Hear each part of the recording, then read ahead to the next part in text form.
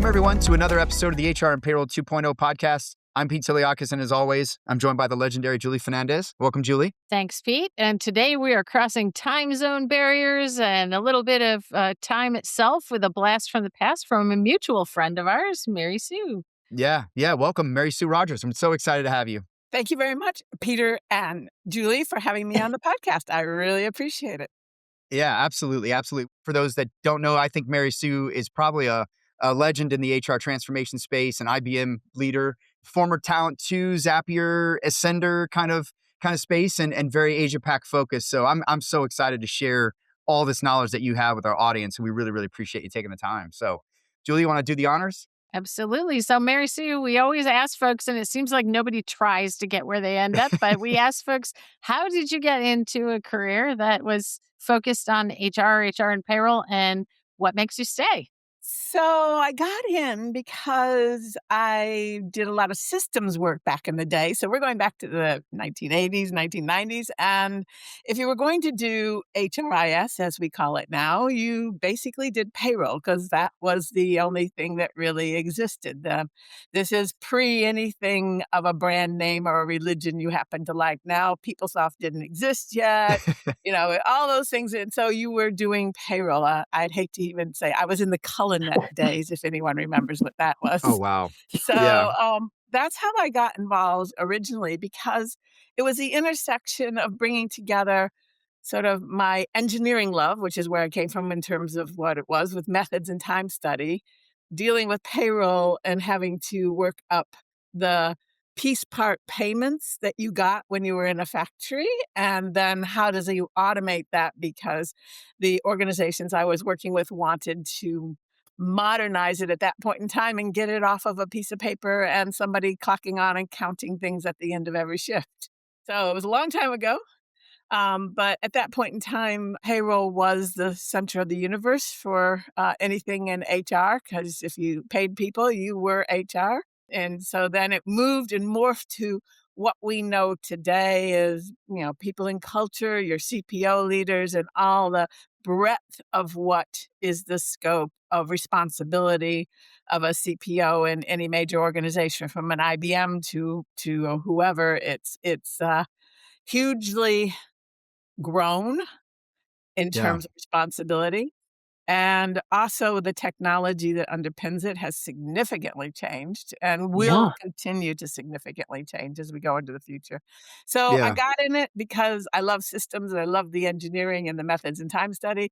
I stayed with it because, to be fair, payroll is the thing that and HR has significantly changed. And if you look over the last 30 years, payroll went from being compliance, I pay people and I make sure I can pay them correctly, to being something today that is almost the center of an ecosystem for an organization. I know where my people are at. I know what leave they're entitled to. I know what shift works they're on. I'm rostering them. I know which awards or union agreements they're on. And then I can go from there to help service and enhance my employee experience, because an employee experience doesn't exist unless you pay people correctly. Isn't it funny? I'm just waiting to hear this theme of coming full circle, because Mary Sue, back in those days, you were touching payroll and time, right? All the workforce management that has to function like clockwork, and so everything to do with the hourly workforce and the frontline workforce, right? And then we kind of moved into this world where talent became this, this big focus, and that's where things were. And now it feels like we're back to the frontline workforce again. Yeah. And I'm pretty sure your career is, kind of tracked along with the full circle stages, right? Yeah, I've always said to my staff, as consultants and advisors, because I've been consultants, I've been in the outsourcing business with IBM, running it as a service to a client, to product development in terms of software platforms. And I always said, if you just sort of think of yourself as wearing a white coat, you need to turn on the light that says, what is the important thing at this point in time? And I think that whole, in the Y2K and everything, then we got into a talent problem.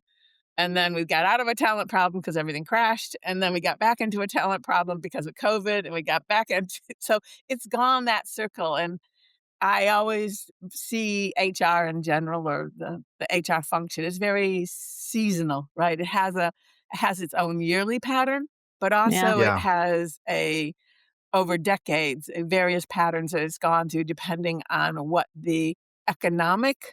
political, and commercial pressures are in the world. It has really impacted what the HR team does. Yeah, yeah. I don't know if you listened to the episode did a solo episode with, Kieran in Australia, and he talked about some of that, work that they're doing around trying to bring payroll to a different level of credentialing in the government and a different level, in terms of an industry, and he said, if you listen to that, he will tell you there's a lot of, political influence on how we've gotten to where we are, in Australia specifically. That's a little bit different than us, but yeah, it's like, we've had a few guests come on and I'm, have a similar background too, so I remember the personnel administration days, right? And then it became human capital management. And now I think we're going into something even maybe different at this point. So yeah, it's really, really cool to see how it's all evolved. Yeah, no, I think if you look at what has impacted payroll and some of the compliance components of HR over the last 30 years, it is regulatory based, right? Nobody wakes up in the morning and says, I'm going to make things harder to do because I just feel like it. It's Yeah. governments, it's other organizations. And I wouldn't say it's just Australia. I mean, I agree. Yeah. Australia maybe is a little bit on the front line of pushing the burden of government compliance back on organizations. And the impact of that has come in some ways in Australia, the organization being the extension of the government body to collect taxes, to collect pensions. So that whole single Yeah. touch payroll and When what we have. But it's not just us. A whole bunch of Europe is going that yeah. way. Right. And to be fair, in the US, that you have this sort of split world, right, where people who work multi-state have hugely complex payrolls, Yeah. whereas somebody works in one state only and works in a small, like, medium enterprise. No, the U.S. has relatively easy payroll, but it Yeah. has both ends of that complexity to it, and therefore, what's the impact on the employee experience, the tax regime, etc. But Yeah. Yeah. it is not quite on the same level as Australia. We do things very uniquely. Well, I think people would love to hear, Mary Sue, because Pete and I both crossed paths with you, in your IBM HRO heyday, right? Where you were really running things there, and so a lot of global things are HR US centric, and then emanating out from there, and then at a certain point in time, you kind of bugged out and went over to Asia Pac, and I'm not sure I've ever really heard the full story around that, or like what wild hair got into you that would have you do that, and how did that like what was your experience with that? I was one of the PwC partners and consulting team that was bought by IBM in 2002. So IBM wasn't necessarily a company I woke up in the morning and said, "Gee, I want to work for IBM." We sort of ended up there for all the Enron days and all those reasons that you remember from that. I spent almost 10 years with IBM, primarily in all in their HR space. I think one of the reasons maybe I stayed as long as I did was IBM Consulting at the time really didn't have a HR practice, let's call it, or whatever, Right. human capital practice or talent practice, whatever the buzzword is at the time. It's changed multiple times. And so in some ways, the team that I had led in PwC was not impacted the same way as somebody who maybe was in the SAP environment because they try to merge those groups together, or the finance area or whatever. So that was a good thing and a bad thing. We brought a whole new capability to IBM. I'm not sure they quite knew what to do with us, but that's how we got into the outsourcing part, because PwC had a couple small outsourcing deals that we had won. And so they came over or were moved around in terms of that. And off the back of that, the whole BPO boom was happening. Right. Right. And then we built the HR portion out with the whole BPO boom, off the call centers and the F&A stuff, et cetera, in terms of there. So I stayed with IBM for almost 10 years, and then it really was time to go. I mean, there was nothing else in IBM I really wanted to do, right? And if I would have stayed, then I'm blocking promotions for people. I'm making it so that others behind me who I've worked really hard to develop and nurture into senior executives, unless they left the HR team, whatever we're called, then it would be, hard for Yeah. them. So I knew Andrew Banks. He was the one of the major shareholders in Talent 2.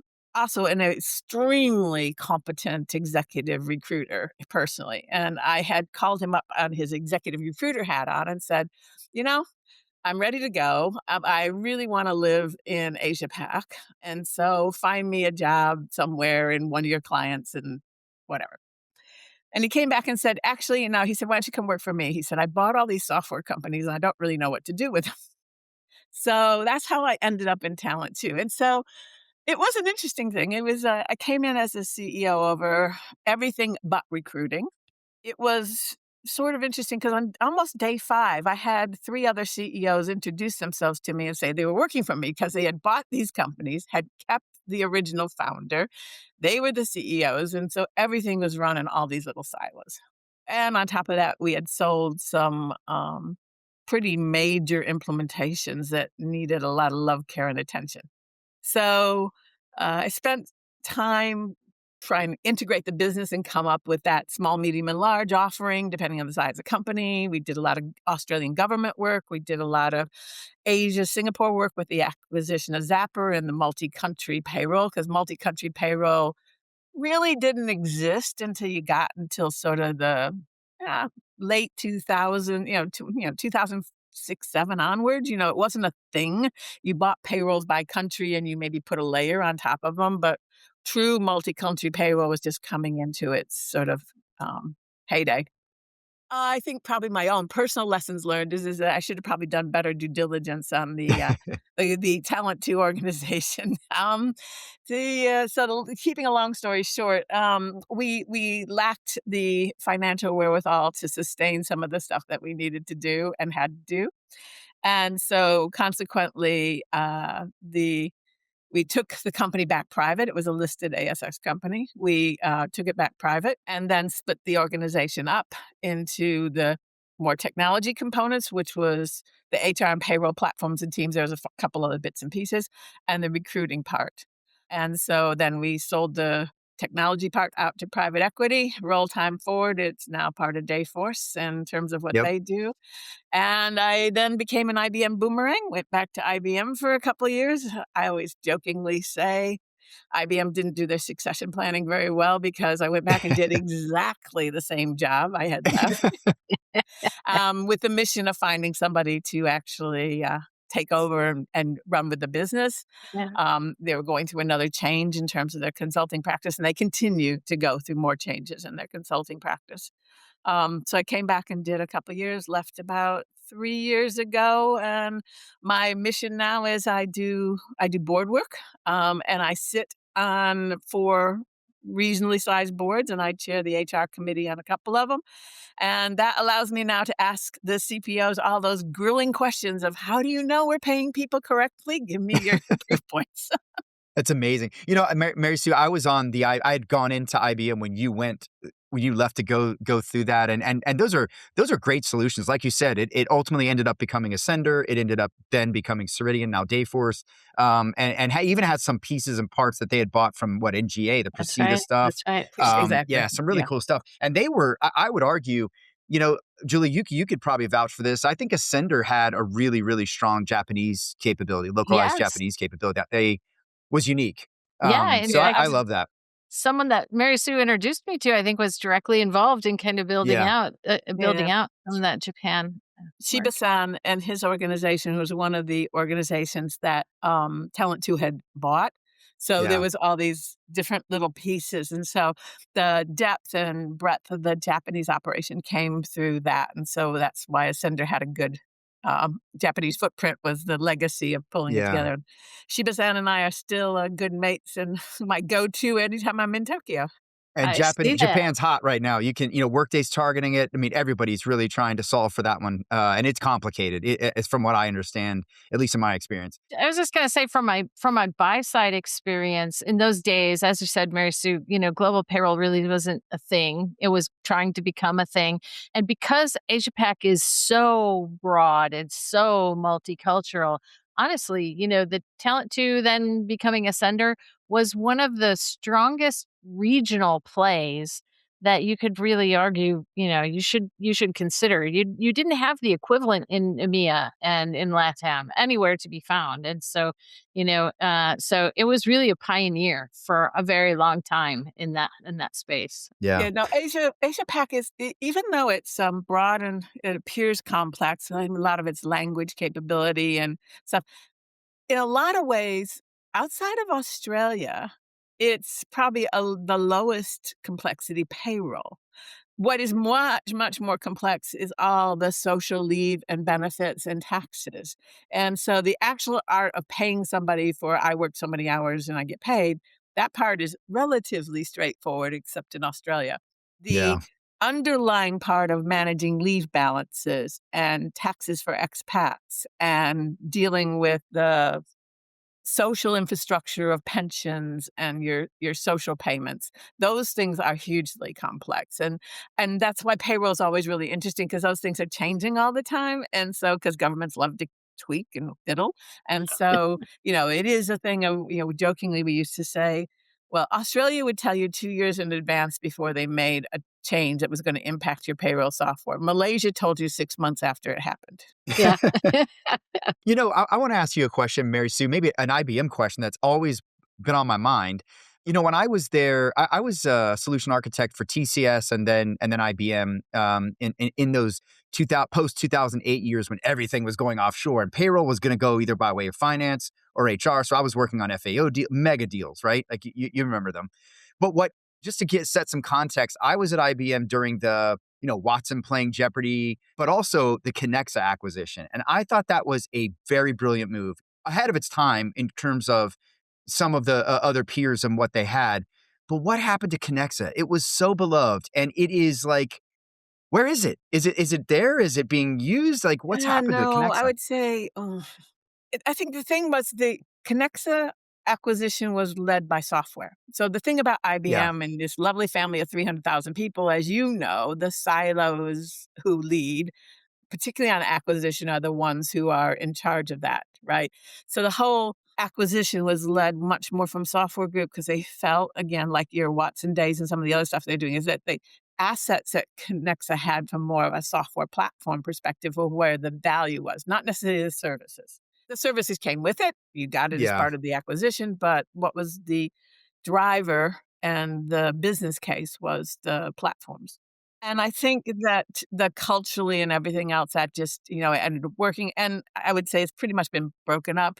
If there are any Yeah. pieces still there, they're not really got any sort of a lot of air room to it or investments. Interesting. Some things were spun off and sold to other places. And so pretty much I would say, sitting here now, not a lot of value necessarily coming from that particular acquisition in Yeah. terms of what they Yeah. did. It's been stripped and broken up and that sort of stuff.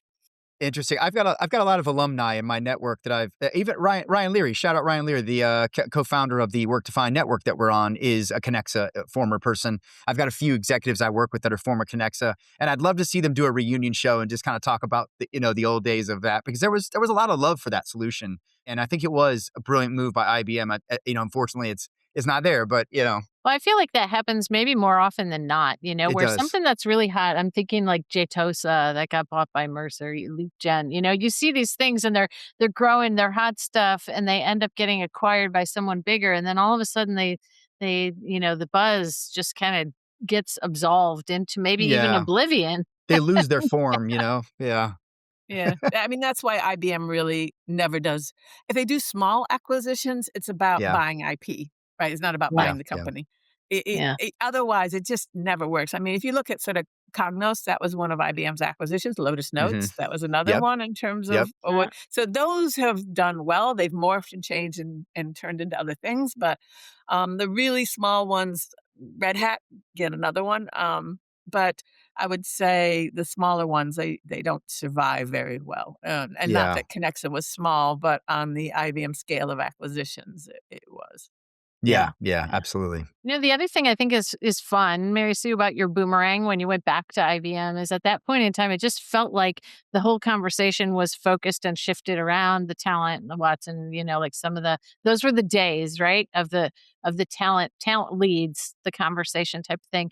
But when you boomeranged, you didn't boomerang geographically. you continue to stay in Asia Pac, and I think you were hoofing it over to Europe quite often too, right? So newer thing than had happened the first time around. Yeah, it was the deal I cut with IBM because I mean, Australia is now my home, and I love it here. I'm a scuba diver, so this is the platform Oh, to, That's the place. nice. Yeah. so yes, Indonesia and Bali's on my doorstep, and you can go diving Oh, 365 days of the year. So part of it, I didn't really want to go back to London. I did spend quite a bit of time in London, and so was that. But I would say Australia is not the place to do a global job. I ended up with sort of sleeping during the day and working during the yeah. night in order to be Yeah, able to it's rough. accommodate that, and a lot of time on an Exactly. airplane. But it was something I did that was knowledgeable as a stopgap measure to help the organization and the team through a particular phase of what they were doing. Yeah. And so, yeah, it was good. It was good to go back. It was very positive in one way. It was nice to be able to go back and jump back in and start and deal and work with clients and on deals and that sort of thing. Deal with Manila and the delivery center. I love the Philippines.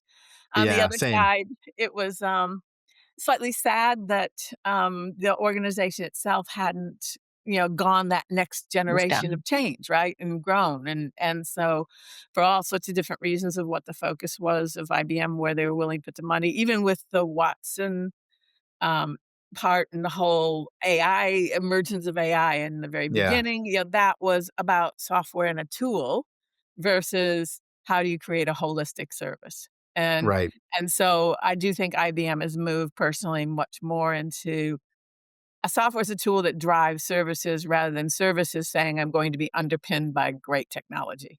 Yeah. And that will morph again in Yep. our Yeah. lifetime to the other way Oh around. It yeah, just we're already is. heading into that services as a software. Shout out to Phil first over at HFS for that one. I think that's where you're seeing. I think we'll see a lot of HR services sort of slant to, especially with all the data and insights and things that are driving many of these solutions now.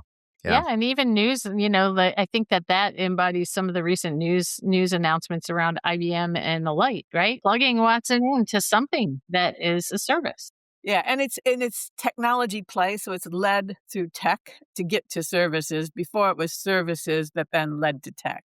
And Yeah. Yeah. I'm sure we're gonna Yeah. go another cycle and go back to services led with tech when we get to a point where we're all over teched in terms of Yeah. everything. And so it just Right. goes and it's gone through that several times. So it'll go again. Oh yeah. Oh yeah. I know people ultimately start to probe into the how do you see the conversations evolving today, but maybe something instrumental in forming, kind of your newest level of experiences and perspectives is some of the board work and, a little bit more of a gig or a everyone everywhere type of a role that you have for yourself these days in your career. Yeah, I'm very lucky. I sit on boards in 3 countries. So, again, that's the thing I do best is global, I think, and that's what Yep. it's in my DNA. One of them is in Philadelphia. It's Air Consulting. It's a talent group, founder owned and CEO still, and, we have an advisory board that helps the founder figure out what they want to actually do with the business. So it's quite nice from that point of view. It's very much about the role in there is what is the right technology? Because when you're small, you don't wanna overdo it, but what's the right sort of positioning in the marketplace in terms of what you're doing with talent and leadership development, that it's really leadership development in terms of stuff, underpinned with some pretty nifty tools and, some great coaching bench, which really helps in that C-suite in terms of talent and leadership. A Bangkok board, which is a family owned business. It is a seed company, and seed as in tomato, corn, bitter Oh. gourd, Okay. that type of seeds. And we sell subtropical vegetable seeds Oh. to across from Brazil all the way through to the Philippines. Then we have How Africa, interesting. and this is subtropical belt. And again, brought me on the board to help them with the transformation effort. We're putting in Microsoft D365 for finance and HR across the piece supply chain. And so, a complex environment. It doesn't include payroll. We use a lot of EOR type stuff because we have countries with small organizations. And then for the bigger Yeah. ones, we outsource individually for the countries because we have a lot of hourly workers of various types, whether they're in the field, in the farm, or whether they're in the factories. And so the biggest portion of our workforce is a very time-based paid organization. So I sit on the HR committee there and really help them, one, with the transformation, but also how we can lift up and modernize the CPO function in the organization. So the other one is Save the Children Australia, Very which cool. is my passion. You know, I never had children, and so I think that investing in the future to allow other children, other people's children, to be able to be the best they can absolutely be is the most important thing I can do. Yeah. And in Thank you for Australia, that. Save the Children employs about 1,000 people. So it's, yes, it's not a listed company, but if it was listed, it would be one of the top 100, 150 in terms of size. And we have a hugely complex environment from a HR chair, the HR committee, work in the noms committee. I also sit on the nominations committee internationally for Save International. And our bit is really about talent, which right now there's a plethora of. Unfortunately, with USAID dumping a bunch of people out, there's a lot of talent in the Oh, markets. And yeah. so it's Yeah. working through that and finding the right things we need in various parts of the world. But from an HR and people perspective, it's hugely complex because we have employees in every state in Australia. And that means we have workers' comp is different in every state. Long term service Mhm. leave is calculated differently. Leave balance is how you pay for hourlies. We have awards. We have then top ups on awards depending on where you're working. And so it is, we have a massively compliance. One of the things the head of HR there told me, we have probably about, well, well over 1,000 different payrolls based on our EBAs, which is the Wow. enterprise bargaining agreements that we have, what's called modern awards in Australia, which is the government dictated pay scales for certain jobs. Then we have top ups on that. Then we have location allowances depending on where people are working. We have then all the state compliance. And so making sure we pay people correctly. We Mhm. have given up doing it ourselves. We have auditors that come in once a quarter to double check and make sure we have people on the right award. It isn't about the money coming out of the bank account. It's about all the data below it, that is it set up correctly to deal with shift workers, all the awards we have, all the different types of working we have. You know, we do everything from make sure kids get to school in Nice. communities where parents struggle sometimes, to being people who answer the phone for what in Australia is called 1-800-RESPECT, which is the domestic abuse helpline. So Mm. women primarily, not always, but women who are being domestically abused can call, and then the person who is Mm. providing support to that individual is a qualified individual who actually is a Save the Children employee who happens to be on that call center, which is in Yeah. IBM speak, it's a call center where we outsource for tier 2 support. So Yeah. There you go. There you go. Yeah, that's no, that's wonderful. That's wonderful work. I mean, it's due to something you have a heart attachment to, right? I'm trying to think of the words to use here, but I do the same for veterans, and I feel so good about, just my time, spending my time with those folks. So, yeah, very appreciative to people. Yeah, for sure. Can I ask you a question, Mary Sue? Like, in all of that board work and even right now, with transformation work that you do at IBM, like what's some of the things you're seeing as we go into 26 that are really top of mind in these C-suites? Is there any common things you see? uncertainty and lack of stability, I think, is the biggest thing, Yeah. primarily driven, unfortunately, from Mr. Trump. Organizations will invest and do things when they see that they have a runway that is stable for them to get their Mm. return. When things are changing all the time, you either pause or you don't do anything. So in some of the reviews, more with the guys in Philadelphia, I mean, a lot of the deals we lost, if you want to put it in quotes, were lost to do nothing. They Yeah. weren't lost to a competitor or anything. Our Yeah. highest loss rate this year was to do nothing. And as long as there's not the stability in the environment in which to make investments, I think that that will continue. So Yeah. that's the Yeah. biggest thing in terms of the top. And unfortunately, I think we're also coming into a phase of cost cutting. So we went through growth post COVID, and we're now coming into that cost cutting. Either people overdid it and we're now correcting, Yeah. I don't. Everybody says AI is driving it. I don't believe that's true yet. Not I yet. was just I gonna mean, ask, Yeah. It's it not all feels like AI. it's a scapegoat, right? But that's gonna be the thing that everyone thinks is gonna be the magic wand, the silver bullet to, "Oh, yeah, here it is. Here's our chance," you know?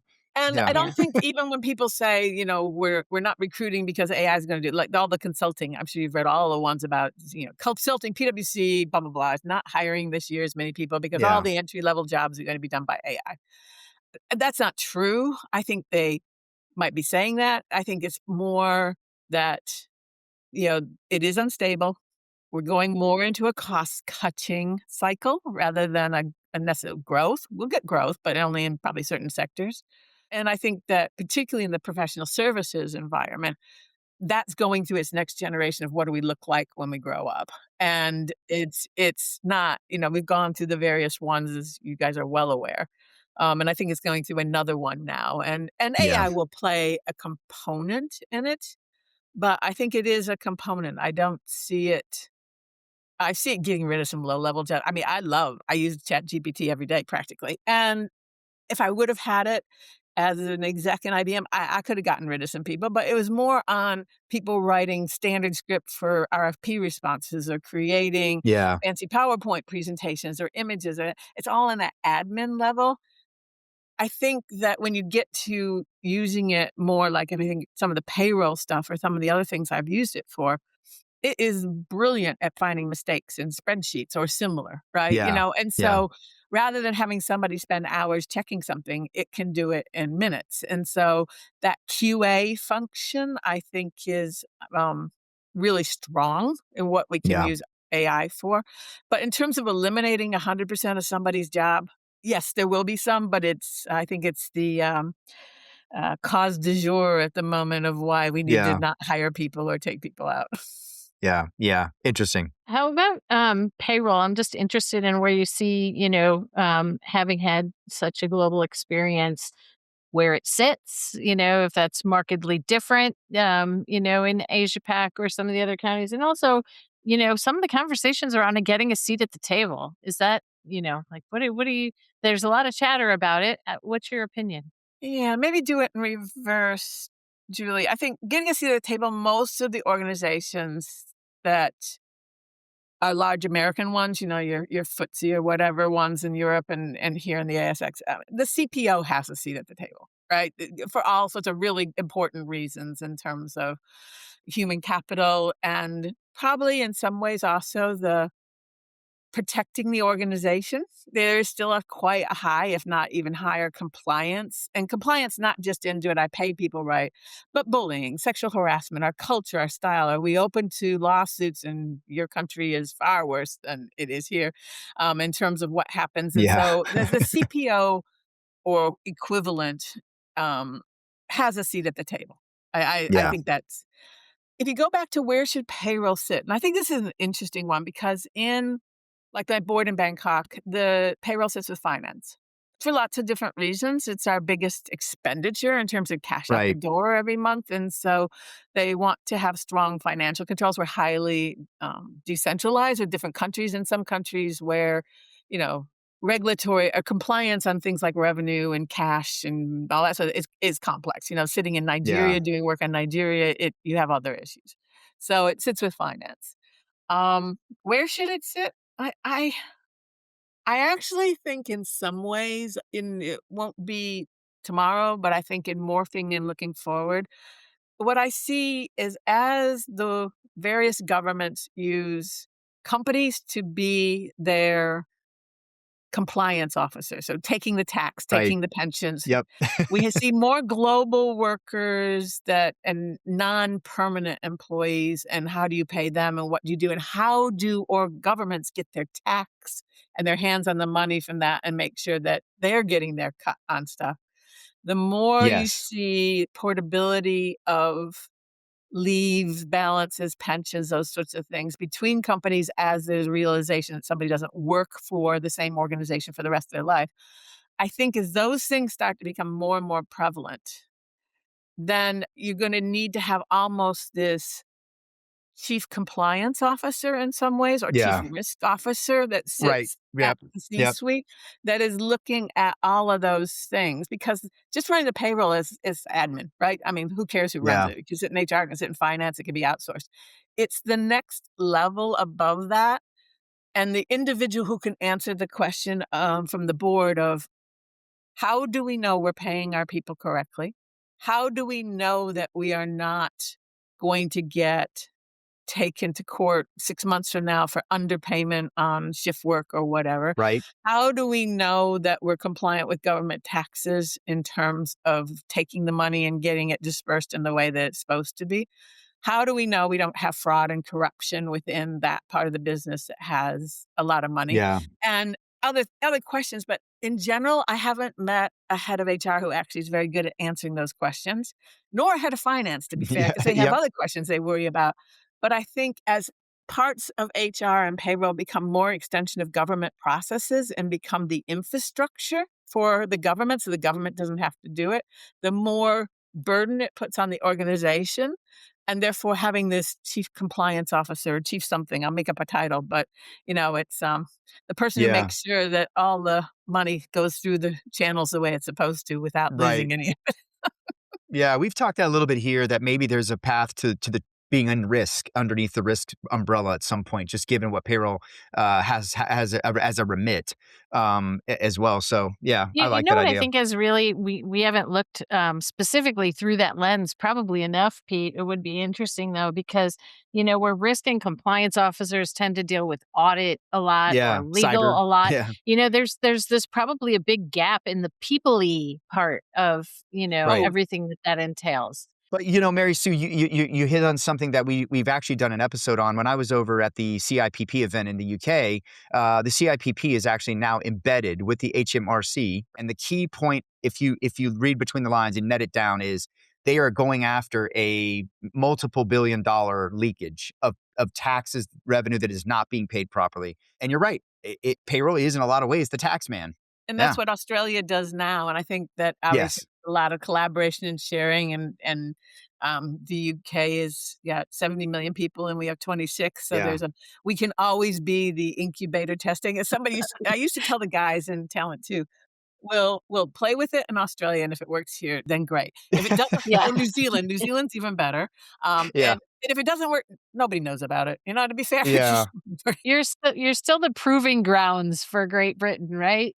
Those eyes from the government, right? That actually I think would be good if they would push more mandates to businesses to modernize and improve. I think it would make the system, if you will, better. Yeah, I think it's a good thing as long as it comes with less red tape on stuff. So, I mean, the Yeah, problem is they exactly. roll that out. There's no money with it. There's a lot more red tape, a lot more auditing. Yeah, And so they're shifting a ton of burden, not just do the work, but audit the work.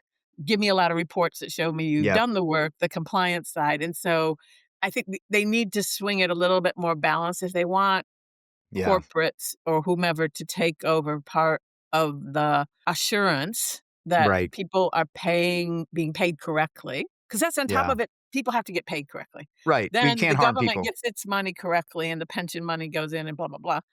If they want commercial organizations or whomever to play that role, then they need to sort of give something in that too, because Yeah, it's not just a one-way street. yeah, yeah. It's Agreed. expensive. It starts to become hugely expensive. I mean, Julie, you probably remember we used to go back benchmarking ratios, right? How many HR people do you need per, and that number hasn't shifted over the last 20 years. And Yeah. not because tech hasn't gotten better, it's because of all the other things that It's Yeah. gotten so we have That hard. to are do. getting Yeah, more complicated. Yeah. it is. Sure. It is. For Yeah, sure. and consequential, more consequential than I think it's ever been. Yeah. Yeah, I'm also I sometimes the things that we say when we're having these conversations have my mind spinning in very different directions. But we start with the tax bit on this risk and compliance, but there's really a direct tie-in to some of the GDPR and data privacy laws that are popping up because of penalties and risks and infractions, that are impactful to that. So, you need to have your people hat on, but you're also that role really needs to also get a little, an IT acumen boost yeah, in order to really kind of step up to the function of what all of those touch points and risks are, which is what payroll deals with today. It's legal, it's financial, it's compliance, It's employee welfare. HR. Yeah. I make sure people Employee can pay their rent relations. and their Yeah. mortgages, right? It shouldn't Yeah. be listed last, but, and so it is a place where it's not going to get less complicated. It might be No. more automated, but it's gonna get more complicated. Yeah. Mary Sue, like, where's this all heading? Like, what we go into 26 now? Like, what are some of your key advice to CHROs out there as they head into 26 in this volatility, in this hyperspeed Political. move that we're going with innovation and AI, all the volatility, right? You guys are tariffed out, I'm sure. There's a lot. It's like you're roller skating on ice, trying to make this, trying to make moves, and it's not exactly that easy. What are you saying to CHROs and boards right now as they head into 26? What would be your advice? The biggest advice is probably good talent is something we all really value. So you really need Yeah. to know in this changing world, what does good look like and what do we need to do to make sure that individuals and skill and talent that we have in the organization who are good and meet what we want see us still as the employer of choice, whatever word you want to pick. And if they don't, how do we deal with leavers in a way that, allows them to boomerang? Because that's going to Hmm. be tomorrow's world. People turn over jobs all the time. So, how do you create a world where it's really good now? I'm focused on the right people, which isn't everyone. And I know how to get them back maybe in the future if that's the right thing to do. Yeah. Yeah. I do think that's an important thing in terms of knowing your employees and where they sit in that 9-box model or whatever Hmm. you use for doing, Yeah. Yeah. talent anymore. I love the 9-box model. I still love it. Yeah. There's a love hate for that. Yeah, I know there is, but there's nothing really good to replace it with, so that's a I problem. know. I know. Um, so I think the second thing is, AI is really important, and I think to one, educate yourself so you know what it is, right? And what you can do with it and what's good and bad with it, because there's some bad stuff that can happen too. I mean, I had Yeah. one of the organizations I work with, not on the board, but we work with, is a couple of their employees started using AI as their buddy, their friend. They're Yeah. There's a lot of asking them in the that. morning, and you start to get, and then you get into employee welfare and how are they using this and what's going to, and so it's where are those guardrails and what's appropriate and what isn't appropriate with using these tools that we want people to learn and be comfortable with, but at the same time, the pendulum can go weird ways that we don't Yeah. necessarily have watched for.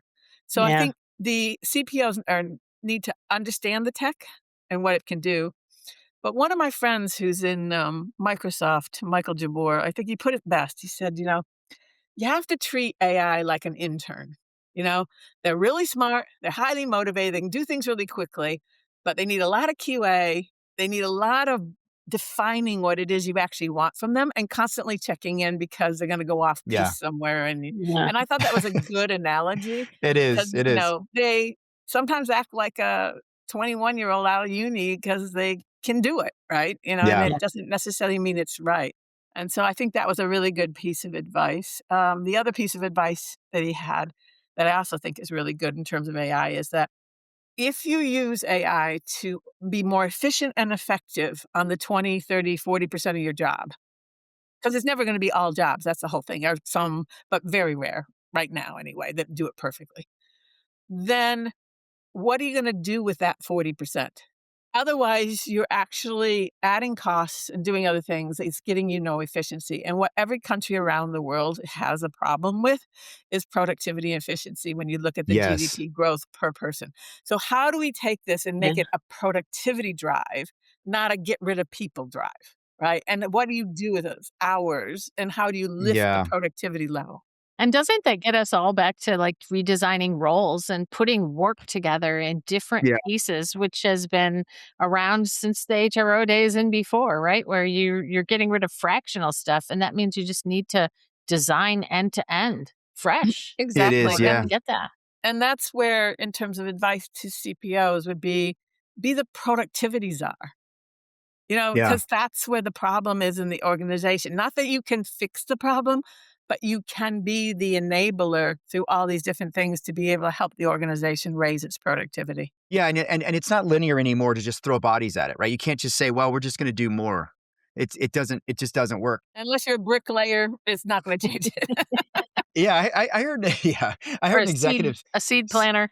say to me the other day, he said, I I don't want to make any investment for the business that doesn't make us infinitely more productive. And I thought that was, bold, but at the same time, I think there's a balance too to that. I don't know a good analogy for that, but I just think there's a mix and a balance. So, can I ask you this too? I mean, as you think about that statement that you said, because I do think you see that a bit here in America, right? There's a lot of cautious optimism about preserving cash, not getting too bold, maybe waiting and seeing for certain things and investments and moves and strategies. What would you say to those organizations that need to be doing more? Maybe don't have the budget, maybe don't have the support that they need from the organization to make a big investment. Like what's the low hanging fruit type of response that you would tell them to go and action these things while you're kind of working on getting that big business case maybe filled? I mean, it sounds boring, but the number one thing is, do you have clean data? I think that's good for everybody. That's a 101 for everybody, really. But the amount of data that still isn't clean in most organizations, and AI makes it, as soon as you then start ingesting this stuff in and you want AI to learn your stuff and whatever, and then you end up with 2 different answers to the same thing. I mean, Yeah. even like how many heads do we have, right? You have a finance view and HR view. That still exists in almost every organization I talk to anymore because one's looking at bodies, the other looking at FTEs. And what is an employee anyway? Is it that person sitting in Thailand doing my marketing hits in my posts on Facebook or whatever? Do they count as an employee, or is it because they're a contractor and they're working from anywhere? Where does that work? And so that whole conversation, unfortunately, after all these years, is still valid in most organizations. The more we True. change, the more we stay the same sometimes, right? Mary, I wanted to ask you something, Julie. I don't think we talked about this, but Mary Sue, Okay. I've always heard, and I don't know if this is true. You tell me. I've always heard that you do a lot of mentoring for female executives, like specifically for women's entrepreneurs and things like that. Can you talk a little bit about that? Because I think that's sort of like a reputation. I think it precedes you a little bit. Yeah, no, I have always done that in terms of, Yeah. people who work for me or with me in terms of the IBM or Talent 2 Days or whatever. Yeah. Post all of that, I actually mentor a final year university student at Sydney Uni in what they call business and commerce degree. So I have one student a year. I've done that for the last 10 years to help that young lady figure out what they want to be when they grow up. You get Yeah. different ways. So I've been, and it's helped me a lot too, because I've had mainland Chinese. My one this year was from Jakarta. I've had people who are from Sydney. I've had people who are from Tibet a couple of years ago. So the one thing that Yeah. Australia has is a lot of international students. So I do work with them. And then I do work with women who aspire to do a career shift. So they've been an executive, they've worked their way, they've done sort of the path I've done or whatever, and now they're thinking about what's that next turn. I want to be Yeah. on boards, or I want to be a gig worker, I want to have a portfolio career, which is the buzzword, right? And so is that right for me? How do you do it? What are the things, the attributes that boards are looking for? Which for me was the really big insight when I started looking at it, is because boards don't value you for the fact that you ran a $500 million P&L. They have a Yeah. CEO, right? They're not wanting you for that. They're wanting you for a different reason. Mhm. And how you craft your pitch, your bio, your CV, and what value you bring to the board is a very different value set than what you would bring as a P&L owner in a business. And Yeah. so That's a great point. working with senior women to help them understand, is that really what they want to do? Because it's a big change.